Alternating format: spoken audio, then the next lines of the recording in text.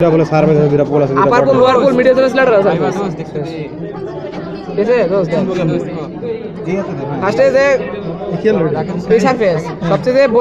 বড় যে ইমপ্রেশন এটা হচ্ছে গেস্টিক ইমপ্রেশন গেস্টিক ইমপ্রেশনটা আমরা দিব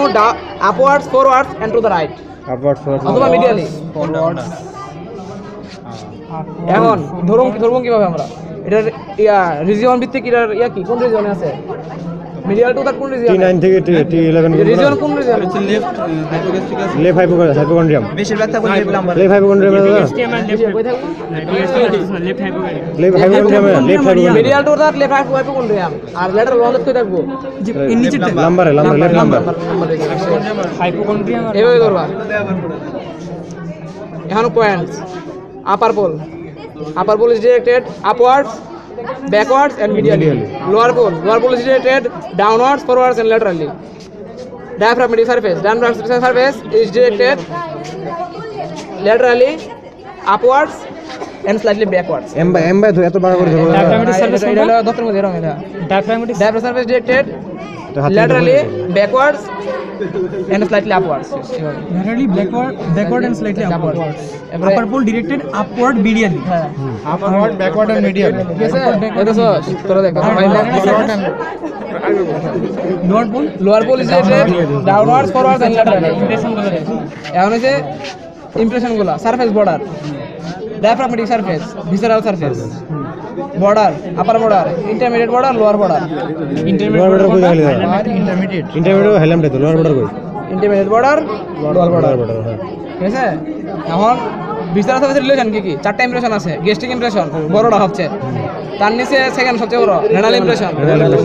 নিচে গ্যাস্ট্রিক একবার রেনাল নিচে সম্পূর্ণ গ্যাস্ট্রিক রেনাল মাঝখানে হচ্ছে প্যানক্রিয়াস গ্যাস্ট্রিক তারপর মাঝখানে একবার রেনাল কোলিক ইমপ্রেশন আর প্যানক্রিয়াটিক ইমপ্রেশন হবে এখন একদম ছোট বুঝছো প্যানক্রিয়াটিক ইমপ্রেশনটা এখানে থাকে Colic impression একবার ছোট লিগামেন্টটা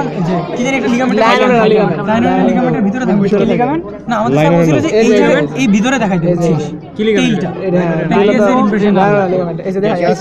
রেনাল কোলিক আর এখানে প্যানক্রিয়াস আচ্ছা এটা upper border intermediate border lower border না আমাদের স্যার বলছিল যে এই জায়গাটায় দেখাই দিচ্ছে প্যানক্রিয়াসের ইমপ্রেশন মর্মস এখানে মানে মাঝখানে দুটো প্যানক্রিয়াস এই যে দাও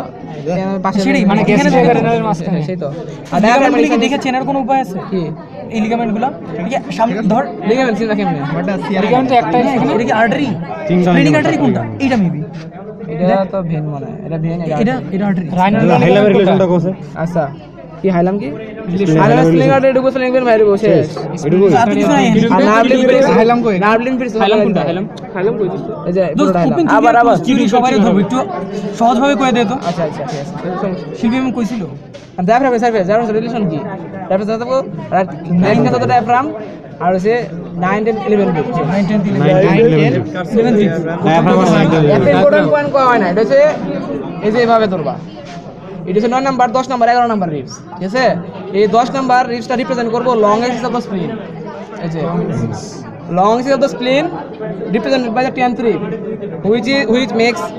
45 degree angle with the midline midline সাথে 45 ডিগ্রি লং অ্যাসিস্ট না এরকম আর ভাই এত বাইরে না এখন চান্দা নিয়ে আসে মাপতে হয়েছে 45 ডিগ্রি না 45 ডিগ্রি তো চিন্তা করে বুঝাই যায়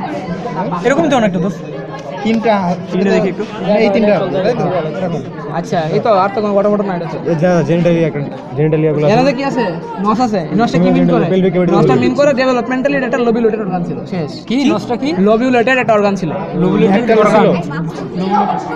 আচ্ছা আর ইনফিরিয়র বর্ডারটা কই থাকবে ইনফিরিয়র বর্ডার থাকবো 11 নাম্বার লিপসের লোয়ার বর্ডারে